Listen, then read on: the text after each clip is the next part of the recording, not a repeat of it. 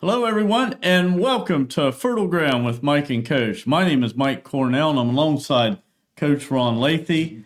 How should we behave when encountering somebody that we've had a conflict with? And what does the Bible have to say about it? That's what's going to be front and center today, Coach, as we take a look at this terrific lesson that we have here before us. And as we get started, we have three things that we'd like for everybody to think about and to consider. And the first one is this: how can we be better communicators in the middle of conflict? And this is a really good spot for your note taker to grab a pen, grab a piece of paper, grab your Bible, and follow right along with us here today. Second of all, how can business agreements or partnerships be a witness to the world? And then finally, how can we explain a biblical covenant to an unbeliever? And these are the three questions that we're going to unpack as we work our way through this particular segment of the Bible. And Coach, here we go. Last week, the title of our study was Abraham Makes an Offering, and we're actually in the book of Genesis. This week, the title of our study is Isaac Calls on the Name of the Lord, and we're going to continue in the book of Genesis this week in chapter 26, and we're going to be looking at verses 24 through 33. And Coach, could you just kind of get us started here and give us the context of where this picks up today? Okay, yeah, as you said, we looked at Genesis 22 last week, where Abraham had made a covenant with God, or God had made a covenant with Abraham. And we pick up today after the death of Abraham. Abraham has died, and the next one in line is what we call the promised son, which is Isaac. Right. And we talked last week about how Abraham and Sarah were almost 100 years old, at the time that God even promised them that they were going to have a son. And so we know that Abraham got a little bit trying to help God out because he didn't think he was going to come through for him. So he went ahead and had a son with one of the handmaidens. And that son, of course, was Ishmael. And we know that was not how God had it planned. And as often happens when we try to get ahead of God, it's been a real mess ever since Abraham did that. So Isaac is the son of promise, as I said that they call him. He's the one that he came along about 13 years later after Ishmael had been born. And so Isaac is the one that when God made the covenant with Abraham, he promised to be a protector of Abraham and his family, and the fact that his family would be a blessing to all families all over the earth. And that blessing continues right on through to us today. Even though we are not maybe in the same lineage as Abraham, through Jesus Christ, who was through the lineage of Abraham, we are still blessed by what Abraham did. So, this has a far-reaching scope here from the time of Abraham. We're still talking about Abraham today. And his son Isaac was a lot like his dad, right? We find in a lot of ways. And he had some of the same patterns as Abraham's life had. Good and bad. Good and bad. That's right. Yeah, Abraham was not certainly a perfect man by any means, and he had to learn things the hard way sometimes. But God promised him that the same things that he's promising Isaac now that Abraham's gone. It's just basically protection and provision. He's going to provide for him. He's going to protect him. And what we pick up now with our lesson today is there's been a famine in the land, and we are going to find that there was a group of biblical people that we hear a lot about in the Old Testament called the Philistines, where Isaac had settled in the area where they were, and that happens to be in the very southern part of Israel, which is almost to Egypt. But when you get to the southern part of Israel, you find out that you're going into desert. and it's called the Negev Desert, I believe is what we pronounce it. And that was a period or a place where, being desert, one of the greatest commodities you had to worry about was water. Right. And we know that the Philistine group that Isaac ran into there, they got into a dispute over water. And so basically the Philistines caused Isaac to actually move from where he was even further down toward the desert. So in that area, they only get about 10 inches of rain all year. So again, that's why it's a desert area. And of course, in the desert area, the key thing is if you run out of water, you're in trouble. Mm-hmm. And so what the Philistines had done, they had actually gone and filled in all the wells that Isaac's father Abraham had dug out in that area, and they filled them back in, so the wells were no good to him. So he took his family, and at that time it was just he and his wife, and they moved south. So we kind of pick up here we find out that Isaac's continued his wealth grew, even though he was having some of these problems. He was still able to, because as I said, God blessed him and God provided for him. So we pick up to where this king of the Philistines named Abimelech has come down to see him again after running him basically out of the part where he grew up. He's now coming to visit him during a time of this famine, and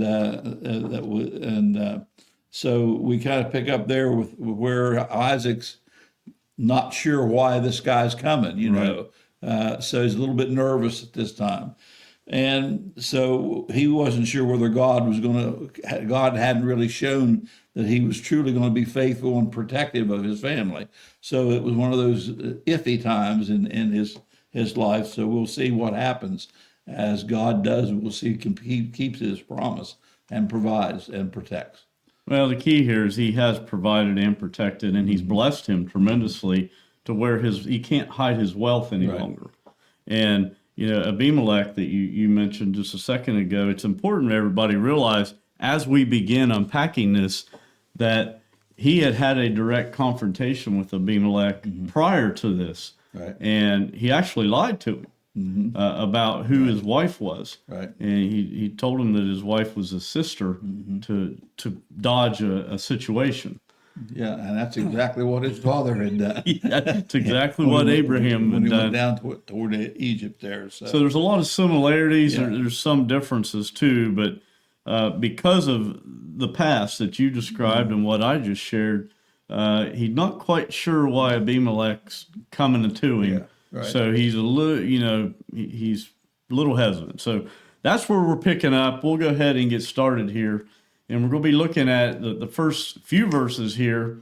First of all, we see an altar for a worthy God. So he's going to build an altar here, Coach, in the first few verses. And we'll begin with Genesis chapter 26, looking at verse 24. And God's word says this: "That night the Lord appeared to him and said, I am the God of your father Abraham. Do not be afraid, for I am with you.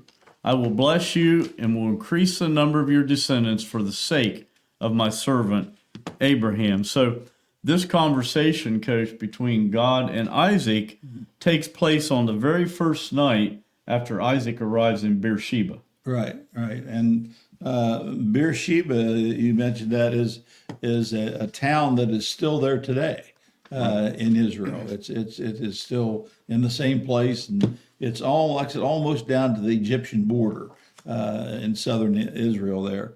And so after facing the conflicts over the water, Isaac takes Rebekah, his wife, and they move down toward Beersheba here. And Beersheba is about 75 miles from where Jerusalem is today, and south of Jerusalem.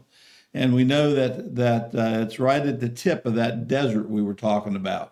So this water rights is going to come out to be a big thing again. We've already realized that Abimelech and his group of Philistines, like I said, filled in all the wells where they were living. That was where Abraham had lived.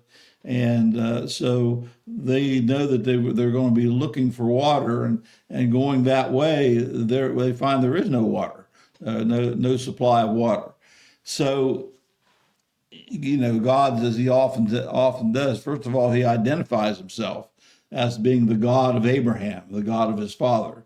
So, Isaac knew the relationship that Abraham had with God, and how God had taken care of Abraham and basically made him very wealthy, and also protected him and everything. So God said, "I'm the same God that was, that your father worshipped, and his promises that I made to him are transferred from me to you as well, because it is a family covenant that I have made with the family of Abraham."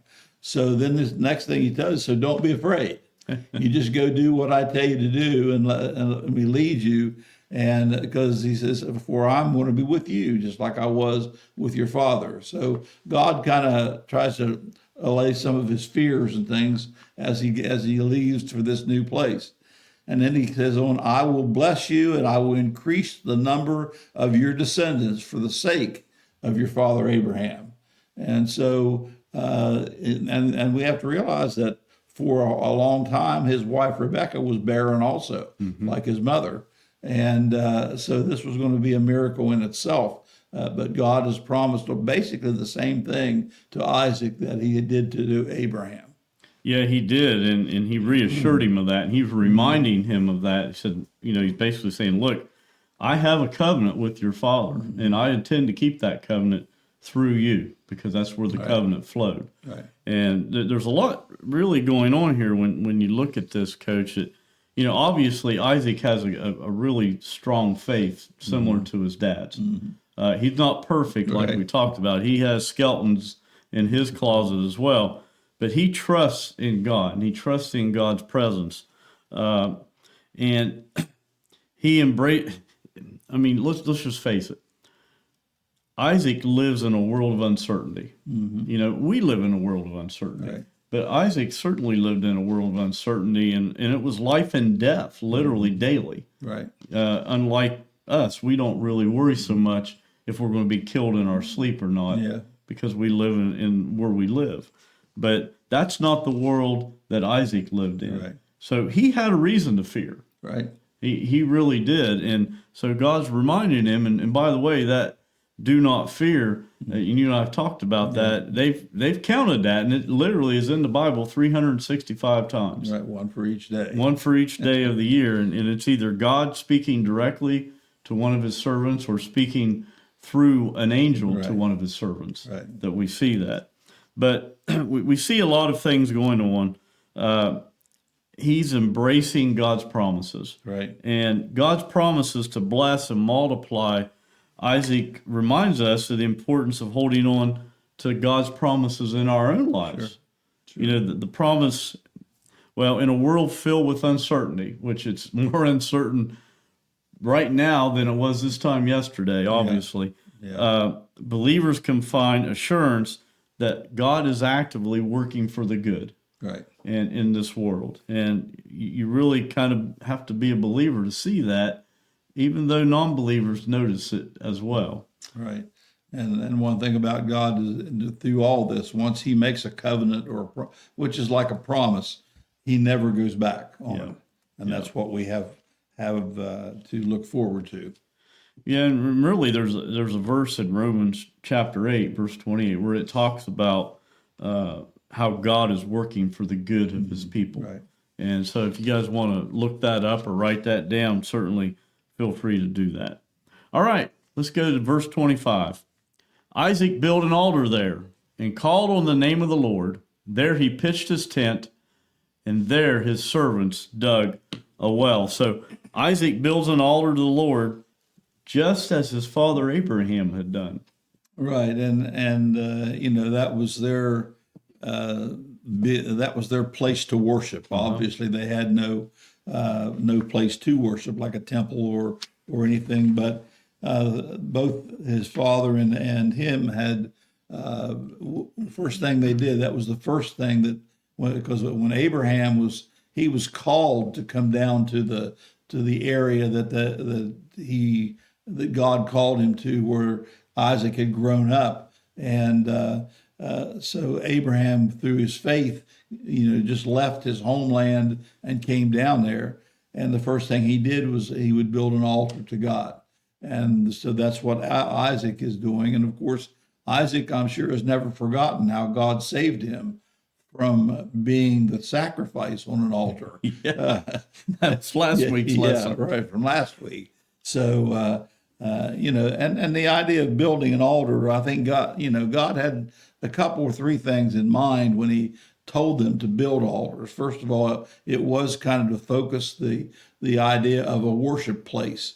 And he told them to make an altar or some type of an altar to kind of to show people that would maybe come later that something special happened here.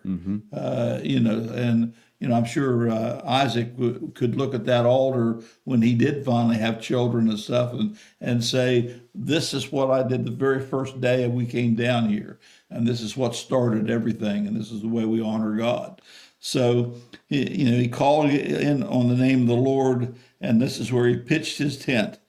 And then only that, after that, of course, he got his servants to, guys, we got to get busy here. You don't see any streams running by the tent. So he got his servants ready to start digging a well. That's the first thing he has to do.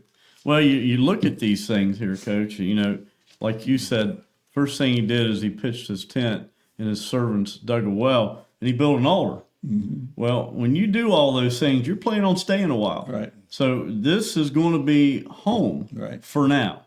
Mm-hmm. And when you look, so the fact that he's planting here and he's calling this home, it says he pitched his tent. Well, in ancient times, that's what that meant. Right. It meant this was home for now.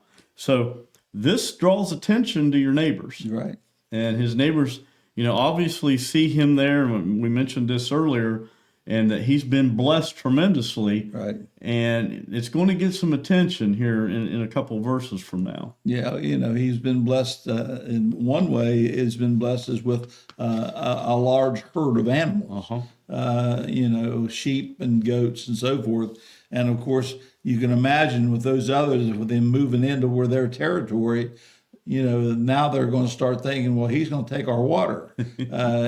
So again, the water becomes the key point here, right here. So this is all going to come into play again. Well, and there's some other layers to this here too. All this together means he's calling it home. Right. But when you look at building an altar, that marks the spot. Right. That it's a place of reverence. Mm-hmm. It's a place of respect. Mm-hmm. And it means it's a place where you've had a sacred encounter with God. Right. Basically. Right. That's what this altar really does represent. And then he calls on the name of the Lord that we see here. And what he's saying is Isaac is seeking divine presence and protection from God by doing that. Right. By calling on his name. And then it dug a well. In that arid climate of the Middle East, Coach, having water was important. And there have been many wars and fights and skirmishes over water itself. Right. And over a well, just like what they're attempting to dig here. All right, let's go to verse 26. Meanwhile, Abimelech had come to him in Gerar with Ahuzet, his personal advisor, and Phicol, the commander of his forces. And I'm glad all four of those names are in the one verse. They all came together. So we get them out of the way. Yeah. This is the Abimelech that had run him out of and filled in the wells of Abraham. So he's getting some visitors. Yeah, and like we said, I can imagine that Isaac's first thought is, well, they're coming here again to run me out of this place. Or settle a score. Yeah, one or the other. So in any event, what's going through his mind now again is that, as we talked about earlier, that this Abimelech is bringing trouble, and that's the first thing that goes through his mind. So again, there was no water to be gotten. So, and still his well is being dug right now. It hasn't come in with any water yet. So, it seems like that this Abimelech is coming awfully quickly, and again, he's probably thinking he's going to try to run me out of this land again. We need to understand too that because he has a promise from God, doesn't mean that everything's going to be rosy. Right. He's still going to have to take care of things that are a problem in his life that God's going to expect him to take care of. God's going to bless him, but there are certain things in our lives that God blesses us, but there's other things that we have to take care of ourselves to achieve or receive that blessing. And in this case, he's going to have to dig himself a well. That's his part right now to this, and let God handle everything else. So that's kind of where this is moving to. Well, verse 26 here, Coach, is a pivotal moment of reconciliation and diplomacy that we see here. And again, Isaac doesn't know what the intent is of this group that is approaching him, whether they're to, certainly reconciliation was probably at the back of his mind. Right. He was probably more in defense mode as to what their intent was. But we find out later, we're going to learn that, the heart of Abimelech was quite different than what Isaac expected. Yeah, he had a reason to think a little differently of Isaac. Yes, he did. And, for at a minimum, like we mentioned a couple times already, he can see God's blessing around him. And, maybe he just doesn't want to fool with that. Maybe he's thinking, I need to make peace with these people because I don't want to have the wrath of the God that's blessing him, against me. So there's a lot of, getting into the head of Abimelech and getting into the head of Isaac. There's two different thought processes going on there. So it's interesting how this all comes together. Yeah, and again, it's not anything that Isaac does. It's still God is blessing him through the promise of his father. So. Yep. All right, let's go to verse 27. Isaac asked them, here you just front and center, Coach, very blunt. Why have you come to me, since you were hostile to me and sent me away? So Isaac's question implied both surprise and fear upon this unexpected group of people that just showed up. Right. Like I said, it's, I guess we see here maybe a little bit of a weakness in Isaac's faith. And that he knows he's got the promise from God, but it's kind of like right now he's kind of seeing all this stuff happen that he can't explain, and he's looking around. God isn't there right now to talk to him, so he sees there's a problem on the horizon that he's going to have to deal with, and they already had history, as we said, and so. Abimelech is we said one of the things that Isaac had done that his father did. He actually before had lied to Abimelech about who Rebekah, his wife, was, just like Abraham had done the same thing with Sarah. He told the king of Abimelech that's my sister, and so. Abimelech got a little bit offended when he found out that Rebekah wasn't his sister. Right. Because first of all, he lied to him, and then he told him, one of my men could have, at that time he said, one of his men in the army or whatever could have taken his wife and slept with her and caused your God to get mad at us and punish us for your lie. And so that was one of the things we find out that was on Abimelech's mind. So it's again, it's neither person here knows how the other one's going to react. Well, they don't, but both of them really react in a very good way, in a way that we can actually learn something from, because it's a great lesson here, especially from Isaac here in verse 27, of managing relationships. Especially in situations involving the past, where there were misunderstandings or maybe confrontation or outright fights. He came right at it. So he's addressing this conflict that he knew existed at one time with courage. It takes a lot of courage to ask that question to him. He could have just packed it up and ran, but he didn't. He was very courageous. So that's kind of the beginning. And by seeking clarity, we foster relationships built on trust and mutual respect.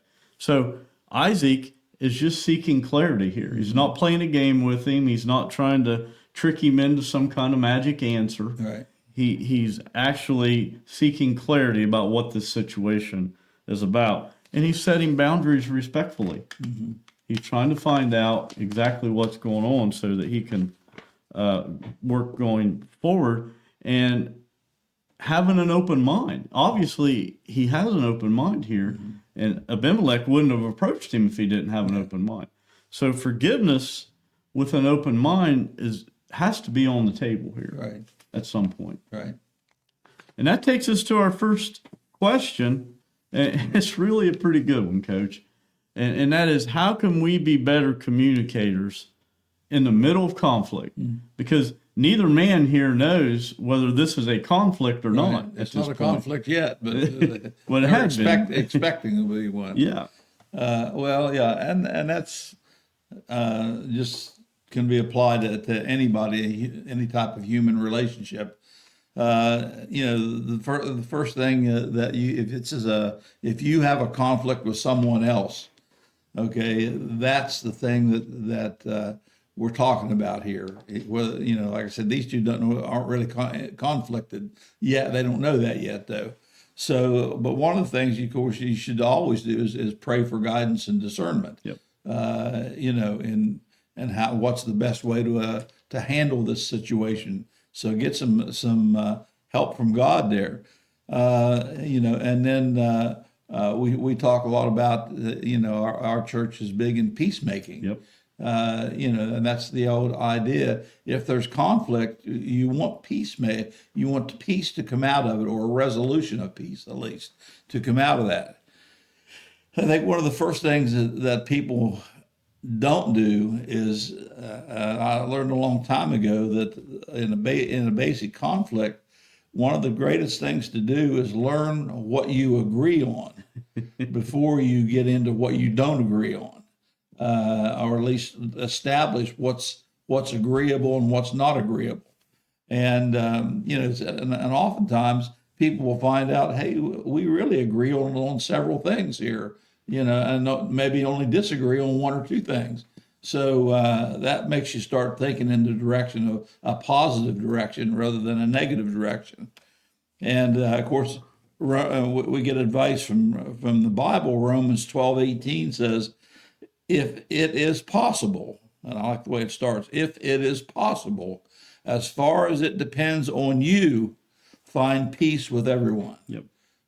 So that's the thing that kind of sums everything up. If it's possible, and there's going to be times it's not going to be possible, but if it's up to you, in other words, you're the one that should take the lead in it. A Christian, for example, maybe arguing with a non-Christian about something, the Christian should take the lead and do it in the right way. And, that's and just make sure the things that are, that you can't agree on don't cloud or destroy the things you can agree on. And so I think and in some cases, it's not possible if the other person is just not agreeable, and and then you just have to use your Christians, idea of not getting in arguments and yelling and screaming, but try to make it as peaceful as you can and just agree to disagree.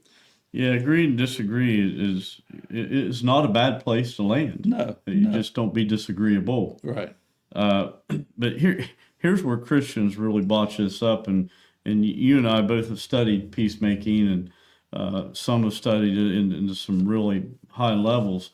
But for Christians, the key to this is communication, and that's what Isaac is doing here. Yeah. And communication during conflict isn't just about being heard; it's about reflecting Christ when tensions rise. And are you speaking to be heard, or are you speaking to learn? And that's kind of the difference. But here's where Christians really botch this up. Many Christians, Coach, first of all, don't have the confidence in themselves or their faith to enter into a situation that could have conflict in it, or someone they've been at conflict with. So they avoid it. Right. And that's the worst thing you can do. And we see Isaac didn't do that here. No. He went right to it. He didn't avoid the confrontation. The thing you have to remember as a Christian, especially, is that conflict is inevitable. And you have to be prepared to handle it in a Christ-like way. So it starts with humility first.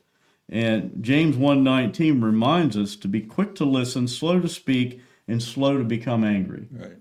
And so many Christians aren't prepared spiritually to handle conflict, which is sad. Yeah. I mean, it really, truly is. And then you speak the truth in love. You might have a difficult message for them, but you speak it in a way and in a manner that it's loving to them. It's better heard that way, and not in a judgmental way. And then you seek to understand, not seek to win. Right. So there's a lot here, and you mentioned some of the others. Pray before and after, but as it pertains to us, always be pursuing peace. Yeah, and as best you can, try to keep your own pride out of it. Yeah. And that's what a lot of times that's what we have a hard time doing in the middle of a conflict. Because it becomes, we are very competitive people, and we don't like to be on, the losing side of an argument. And that's hard to take sometimes. Yep. All right, and that takes us to our next section here, Coach. And here we're going to see the table of covenant of peace. And we're going to see what that means here as we begin with verse 28. They answered. Now, this is the group that's approached him that's answering here, Coach. They answered, "We saw clearly that the Lord was with you. So we said, there ought to be a sworn agreement between us and you. Let us make a treaty with you." So now the king reveals he has come to Isaac to make peace. Yeah, yeah. And interestingly enough, and this is what we don't often see, here we see God's hand in this now, where Isaac didn't see it before. Now he understands that God is protecting, God is providing like he promised for him. And he said, because these are the Philistines that are making these statements. We see that you have a powerful God with you. And the reason they saw that was, number one, God had still blessed Isaac, even though he had been run out of a place, but he still blessed him with to the point he was very rich and had a lot of animals and had apparently money, of course, and was very blessed. They could see that he, even though they had run him out of the place where he was before, Yes. God had blessed him where he was. And so that just didn't happen. And in that particular time, that particular part of the country, there were a lot of gods that people worshiped. And one of the things that they learned or they felt was kind of a law or a rule was you don't mess with another group's God. You don't make that God mad at you. And that's kind of where they're coming from here. God had shown them through all that he had done for Isaac that Isaac was, was worshiping a God that was real. And so they could see that. And then I'm sure they saw also in Isaac's own actions and so forth. But the key thing there that we read is that they saw God through him. That really is, and we don't know what that king's belief was in God, but we know that he saw enough and he believed enough that he realized where the blessings Isaac receiving came from. Right. So, at a minimum, he's thinking, look, we're going to be neighbors and partners here. Let's be good neighbors and partners, and let's not be enemies, because I don't want to be enemies with that. Yeah, I don't want to have to worry about making your God mad. But you look at Isaac, and this is what was attractive to this king.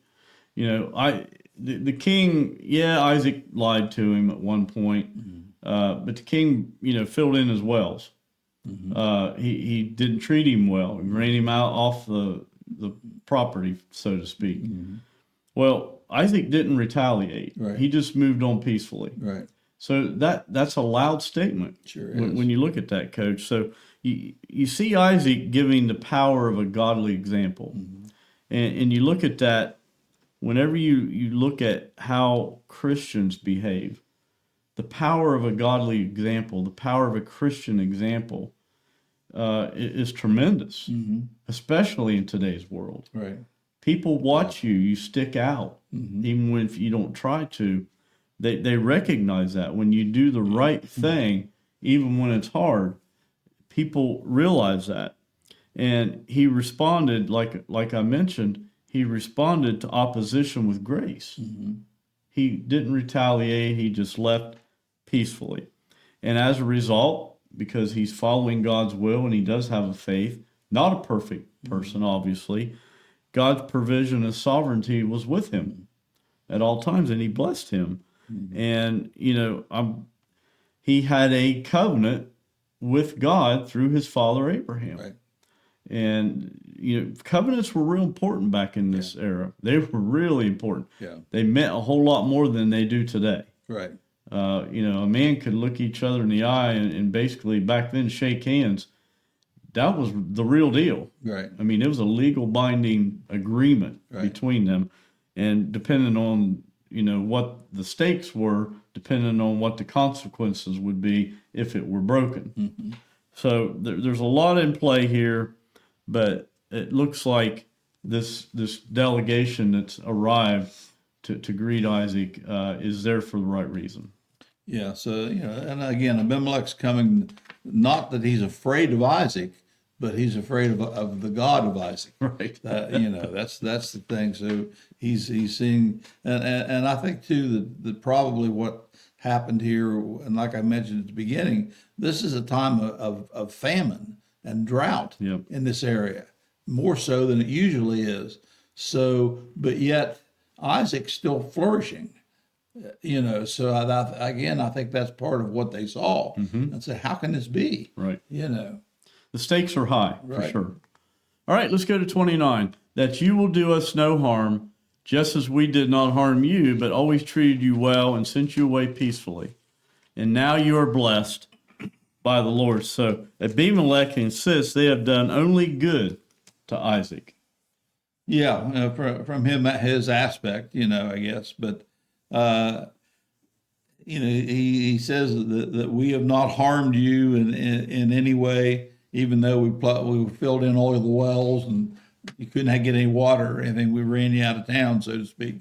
But this is kind of where we start thinking about that Abimelech would like to make a treaty. And he's telling Isaac here that let's get together, since we're neighbors now. Let's get together so that we don't have a problem. He is trying to come to Isaac and really with his hat in his hand saying, will you forgive me? In one way, he's trying to say that to him. So please don't do us harm. So Abimelech has been, asking Isaac to forget his kind of the prior things that have happened. Let the past go. Don't hang on to it. And we see that Isaac does not hold a grudge. Right. Where a lot of people today, that's why conflicts never get settled in a lot of areas today, because one or both will not forgive. and there's no forgiveness shown there. But Isaac is showing forgiveness. Well, it's not directly stated here, Coach, but it's as if Abimelech is apologizing, Right. Yeah. in a very diplomatic way, where he's not necessarily eating crow. Right. It's very humbling when you look at that. But the request for peace can be seen as an indirect admission of guilt as well. Yeah. By approaching Isaac with a treaty, Abimelech signals his people's desire to correct the past wrongs. Mm-hmm. So there's a lot of reconciliation going on here, and he wants to establish a positive relationship moving forward. Mm-hmm. So it's certainly a test of forgiveness that we see here. And like you mentioned, the Philistines' actions of the past could have created a long-standing conflict between Isaac and his people and the Philistines, period. Yeah. And that takes us to our second question, and that is, here we're seeing an agreement come together. Mm-hmm. We're seeing the formation of a covenant. It's not there yet. Mm-hmm. We're working on it. And looking at today, how can business agreements or a partnership be a witness to the world? Well, first of all, to have a partnership or agreements with someone, everybody or both parties have to agree, and in many cases, both parties have to maybe give up something to get something, and you can't. You can't go in and try to expect everything is one way and not the other way. So when you try to make a partnership or an agreement, you got to go enter that much like that Abimelech did, knowing that you can't be the way you used to be, that there's something you're going to have to give up, and that's where the treaty comes in. It's not something where it's going to, you're going to get everything you want necessarily. So successful partnerships require cooperation, communication, and compromise usually. And that's how you get two groups to come together into one. So, and this is kind of what they're making as a partnership, because they're both going to be using the land and the water, and they just want to get some ground rules set, and that's kind of where they are at this point. It's really interesting when you look at this, Coach, because I look at it in the business world today, and whenever you have agreements or covenants with customers or even with your business partner, and that's sealed in God's love. And if you conduct your business in a way that's according to biblical standards, first of all, you're going to be a witness to all those around you. You're going to be a witness to those you do business with, and they're going to wonder what's different about the way you do business. So it's a tremendous witness, and it's a great opportunity to be a witness in the business world when that type of stuff happens. And if you do that, if you conduct your business affairs according to biblical standards, and you conduct your behavior accordingly, success or God's blessings is just a natural conclusion. Right. It just happens. Right. And God will bless accordingly. Exactly. Whatever His will is for you, that's the way He will bless. And whenever you have a business that's a Christian company that conducts their business according to biblical standards, it blesses people that don't even know what the blessings of God are. Right. And that takes us to verse 30. And it says, Isaac then made a feast for them, and they ate and they drank. So here we see, Coach, I think the First Baptist. Exactly. I thought the same thing. Because the first thing Baptists do when something's going on is they have supper. Yeah, let's have a meal together. That usually breaks the ice, so to speak. So, but yeah, Isaac made the feast for him, and again you see his benevolence to them shows God through him.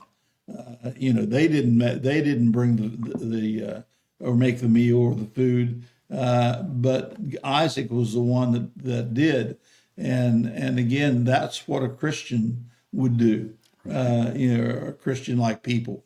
So Abimelech, I'm sure, was just glad that they got the agreement made, but now he gets fed on top of that. And how can you get mad at somebody when you're eating a meal with them? Right. That's the Baptist philosophy.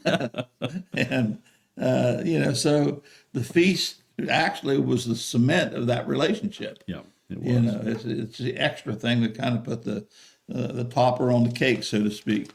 So back then, as we see throughout the Bible, feasting was a way of building alliances, and that's the thing too. That this carries right on through the New Testament and so forth. We just got through celebrating communion here last Sunday, Right. and in a way, that's the feast of Passover, as far as the Old Testament is concerned. And so again, we think of it as not necessarily a meal, but it's like what it represents carries the old tradition from the Old Testament into the New Testament, and shows people, how that meal corresponds with what Christ did, that we have the opportunity to eat with him in heaven. So, Yeah, that's a good illustration of that, Coach. But you look at this. Had the conversations prior to this verse gone differently, I guarantee you that Abimelech and his delegation would have returned to their home hungry. yeah, They would not have gotten something to eat, because it was serious business. right, Whenever you had a feast with somebody, it was a lot more than just eating together. right, It symbolized a lot of things. In the ancient Near East, hospitality held significant importance. Offering a feast to guests was a symbol of generosity, it was a symbol of friendship, and it was a symbol of goodwill. right, So it's really setting the stage here.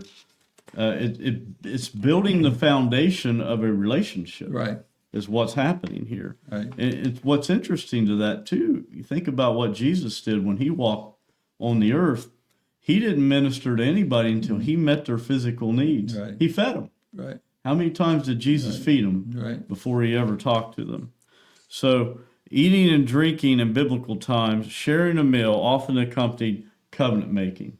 Right. Anytime there was a covenant on the table, and these guys know that that's the case here, and they know they're still in the process of making this covenant, and this meal is part of that process. right, It's very, very important. And this covenant, when they finally get to that point, it reflects God's peace right. as well. And it's a type of, in a way, it's almost like a sacrifice part of mending the fences. Yep. Because I'm sure they had animal, lamb or goat and maybe cows. I don't know. Had meat to eat on at their meal. Sure. So.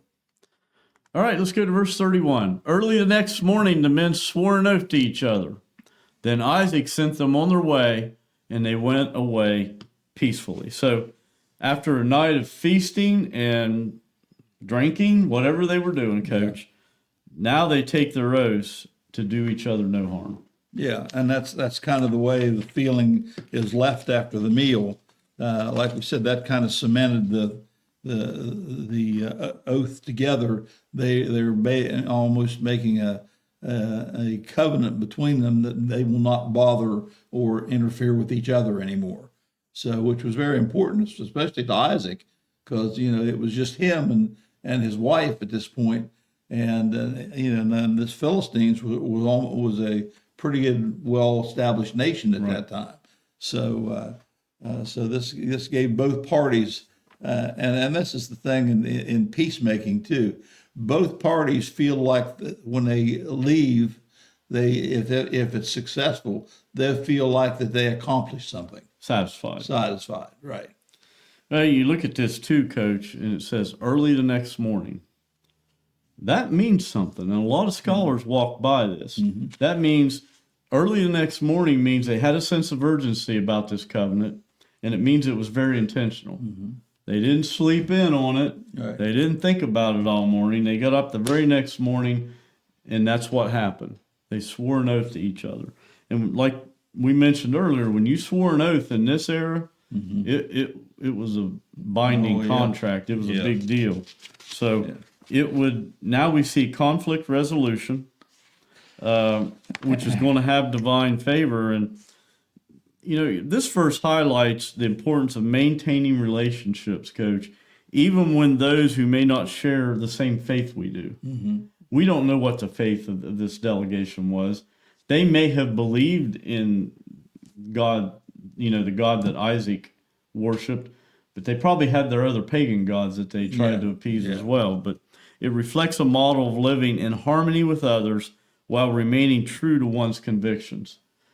This is a loud story for what our world needs today. Right. Because we live in the land of the offended, where we can't disagree with somebody without them hating you. Right. And it's pathetic. Yes, it is. And here we have two people from entirely different cultures, entirely different ethnicities, coming together, forming a covenant, and saying, look, we don't want to fight together. We might not agree on everything that there is, but let's have a covenant together. We can be neighbors. That's right. And the world needs to hear a lot more Isaac Abimelech stories. Yeah, that's for sure.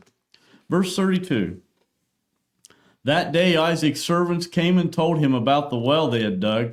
They said, we found water. So Isaac's having a good day. Yes, that's right. And I bet that was just coincidence that suddenly that same day they found water in the bottom of the well.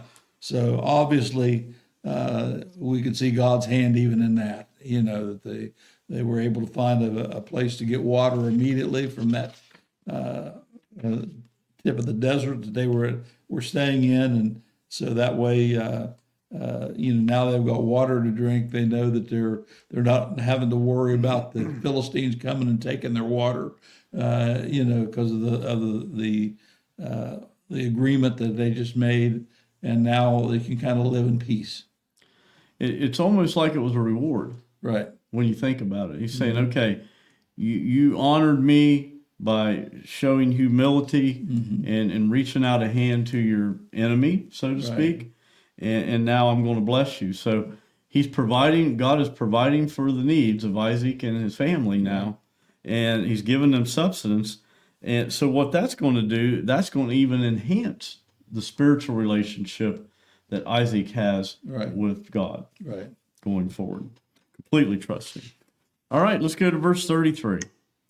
He called it Sheba, and to this day the name of the town has been Beersheba. So Isaac's habit is to name wells for the circumstances that were surrounding the discovery of those wells. Yeah, he's done that before. Right. Yeah, and our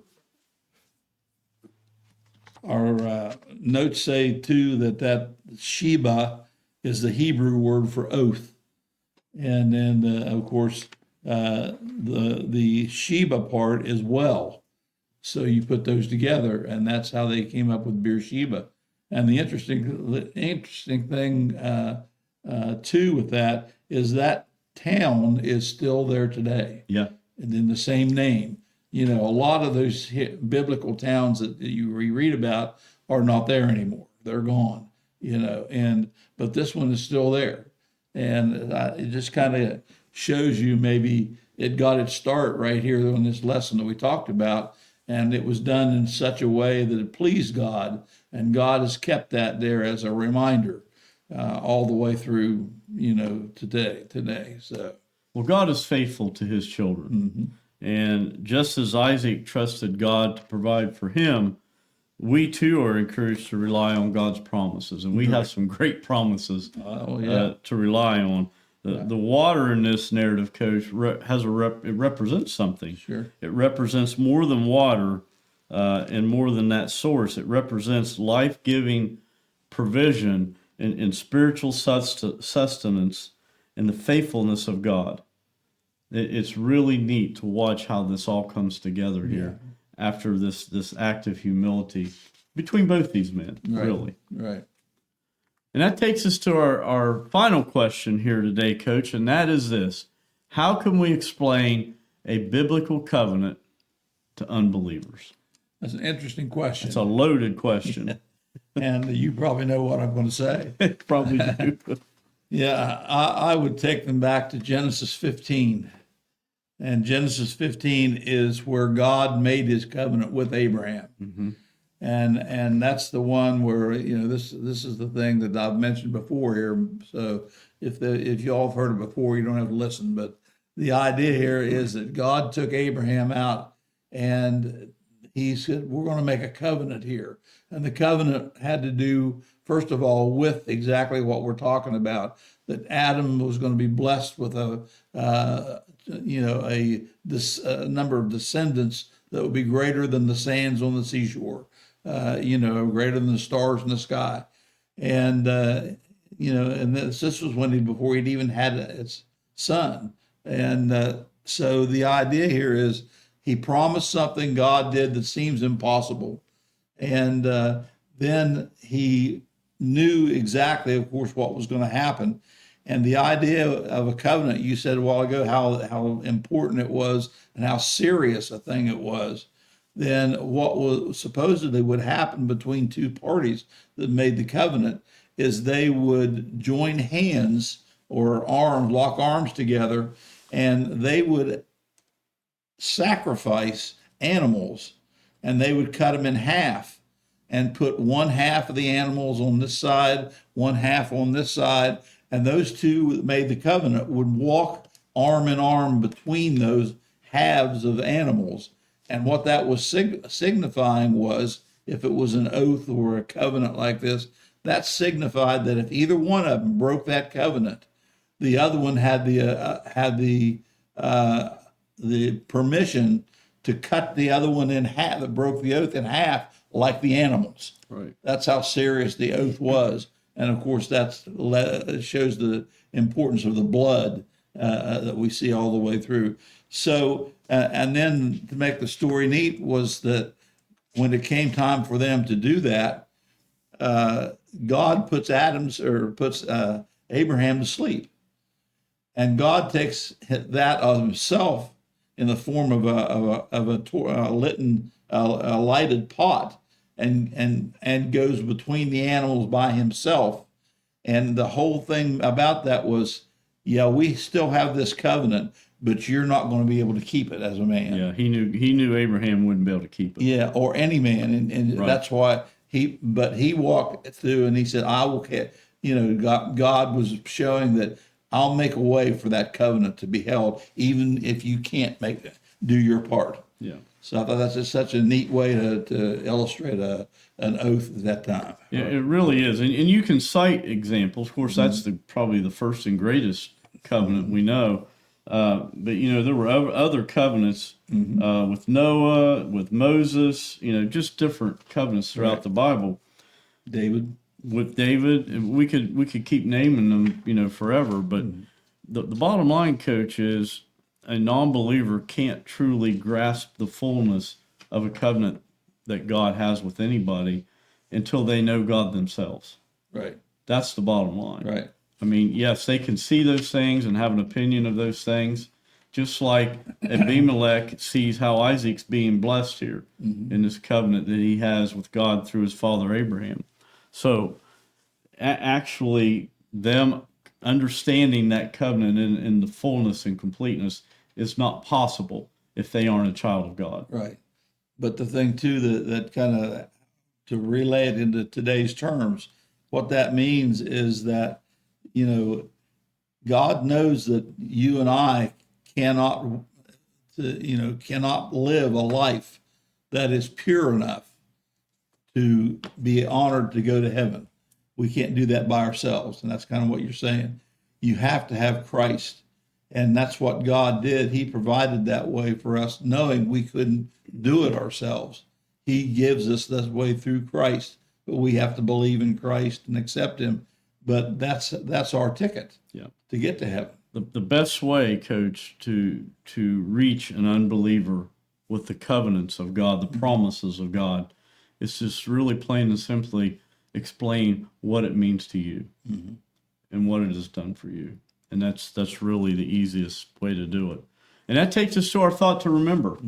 And that is, God keeps his covenant promises. And could you take that thought to remember and just give us some final remarks here as we wrap it up today?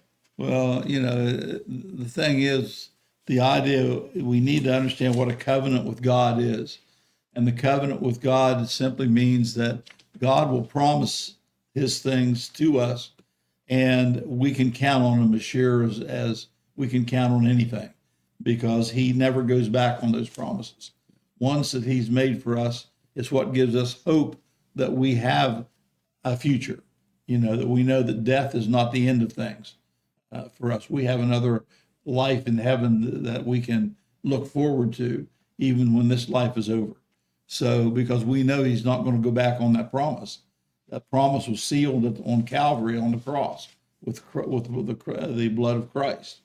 And that's how we know that God is real. That's how we know heaven is real. That's how we know that we'll be there, through what Christ did, not because what we do, but because we can't possibly do enough to earn our way. So we have to just put our trust in Christ. And that's why that's the greatest promise that God gives us, is eternal life.